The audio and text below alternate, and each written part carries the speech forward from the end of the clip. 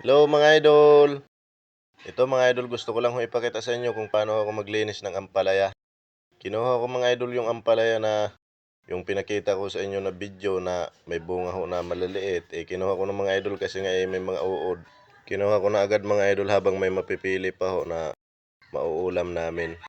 Ayan na nga ho mga idol, nililinisan ko na. Medyo pahirapan nga ho kasi pinipili ko yung may uod mga idol at tinatanggal ko ho.